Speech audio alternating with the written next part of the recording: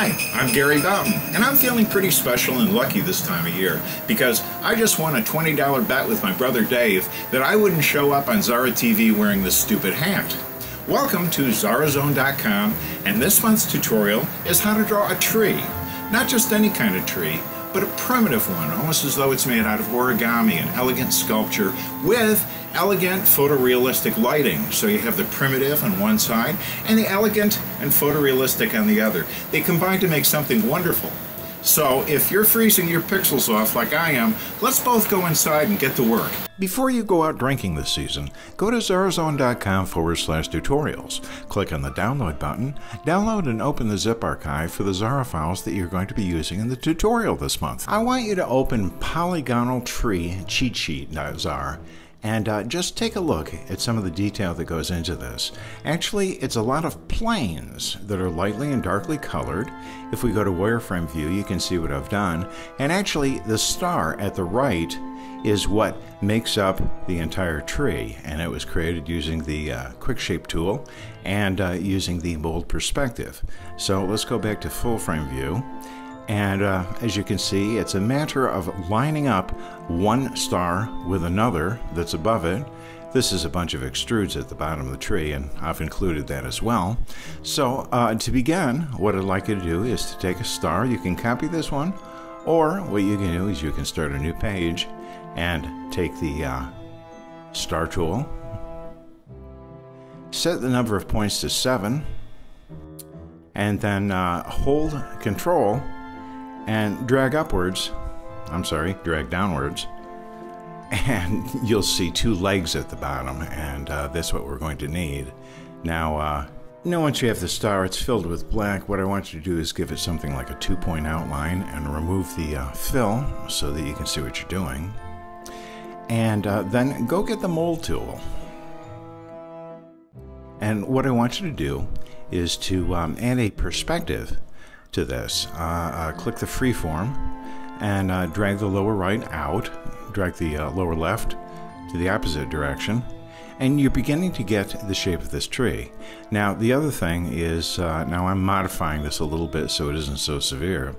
The other thing that you can do to modify this is by taking the selector tool and selecting a side handle, hold shift to pull equilaterally. The left side increases along with the right side. And I'm fussing a little bit more because I've already done this tree. But basically, if you follow along with what I'm doing, you're going to get a good basis for making this tree. Now, don't mind me much as I'm pushing this star around a little bit. I'm trying to create some space on the drawing to show you exactly what I'm doing. I'm taking the ellipse tool right now, and I'm going to draw a series of ellipses just to give you an idea of the perspective that you're going to want to use when you do the star. As you can kind of see here, that in an abstract sense represents the front perspectives of the star. Now I want you to duplicate that by right dragging, and let's make this star a little bit smaller, and drag the bottom handle up so it's more narrow, and I think we almost have a working model for starting to work on the bottom part of the tree. So now take the drawing tool of your choice, and what I want you to do is connect the dots. Everywhere you see a vertice on the bottom star, you'll want to do the same thing with the top. And what I'm going to try to do here is to make the shape empty with a contrasting outline. As you can see, every point on that star, and you're only going to need to do 4 of them because there will only be 4 visible facing panels. Now here's the hard one. You go to that extreme, down, across, and in, and then up to the corresponding one to create that panel, and you will do the same on the right hand side. And I hope if you can visualize here that basically the bottom piece is done. Because we have the 4 panels covering the front. The next thing to do is to go get some green colors.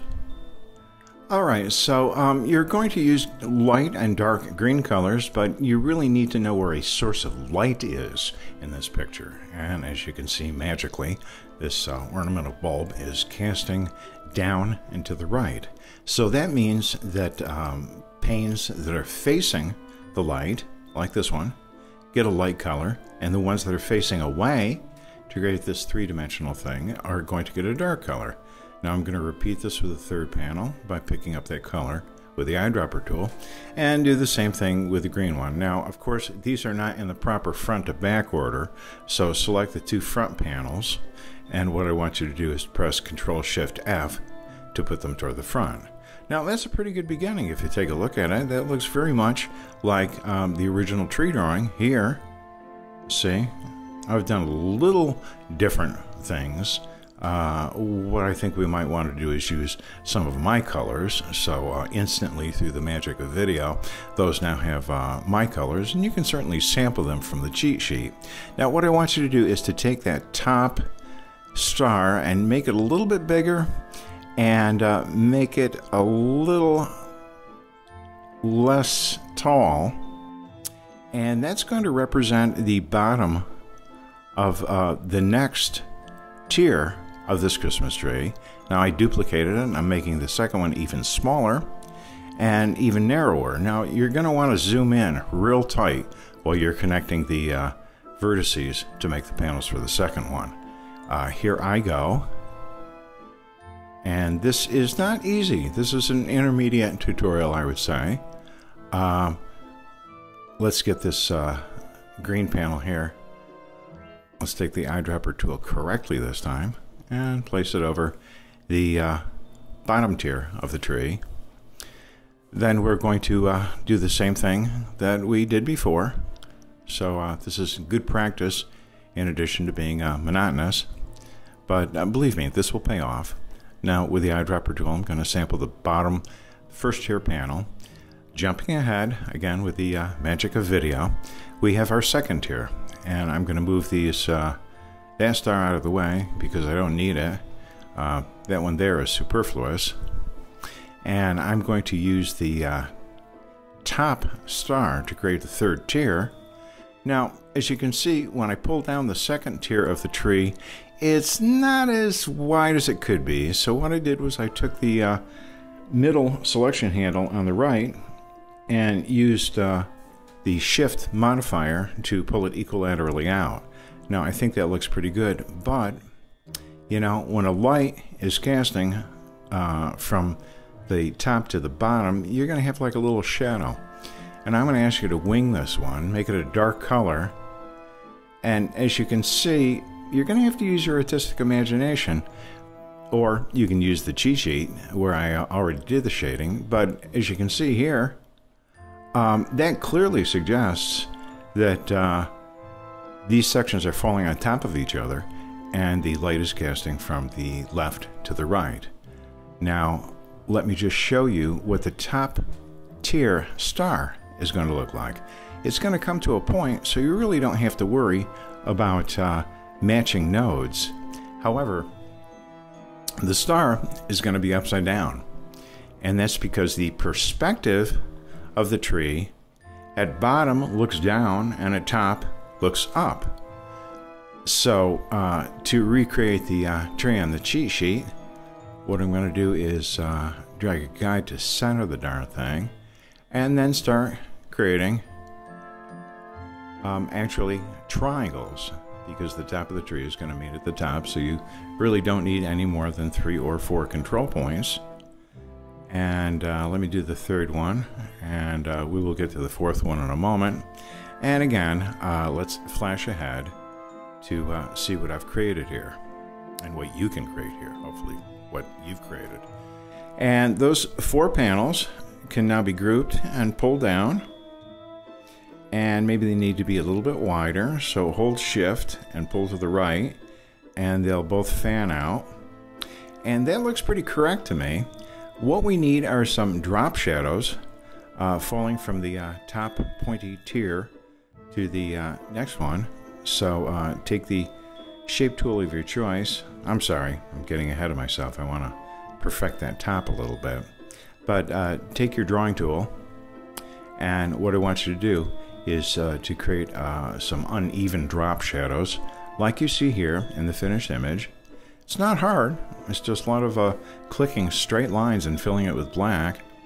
So now that we're back to our example, take the drawing tool of your choice and create a little uneven, matching the polygons. The polygons, of course, would shade straight across. And once I've got that, and it's picking up the last default color, I want black instead.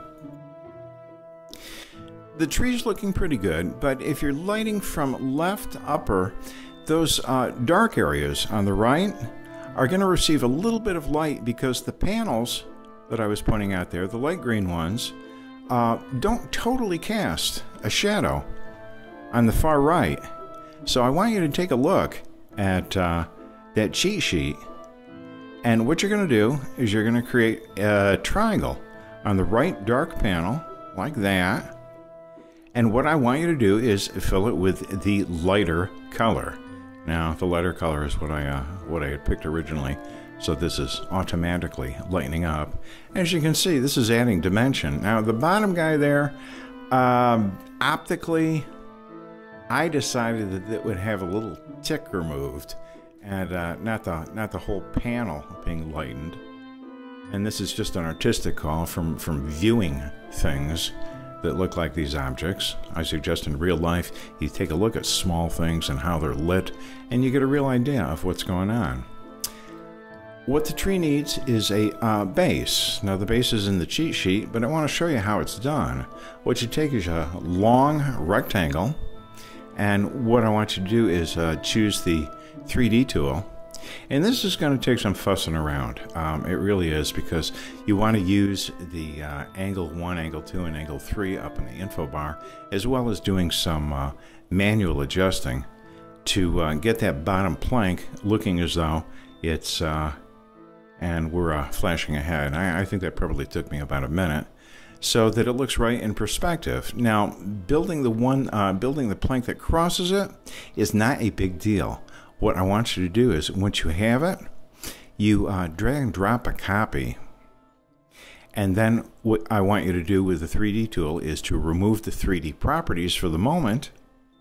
And what you're going to do is you're going to change the proportions of this piece of wood. Now, remember, even though you're doing this, it still has the same 3D properties. So if you go to the 3D button and enable the 3D, what you've created is a 90-degree angle piece of wood that makes a good bottom to the tree. Now, if you want to guess ahead, the pole or the bottom branch of this Christmas tree is simply a circle that you want to take the 3D tool with and extrude the daylights out of. So I've turned it slightly, and I'm making it longer. And what I want to do with the angle buttons there is to angle the stem there and light it a little bit so that clearly you can see the top ellipse, which is again in perspective with the rest of the tree. It's not rotated exactly correctly, but guess what? If you click on it while it's selected, you can use the rotation handles. You don't need to use the 3D tool at all.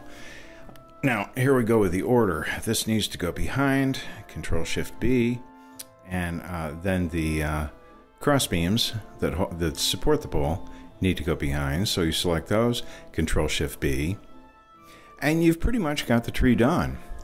I think that these steps here have come very close to what I labored a much longer time on doing the cheat sheet.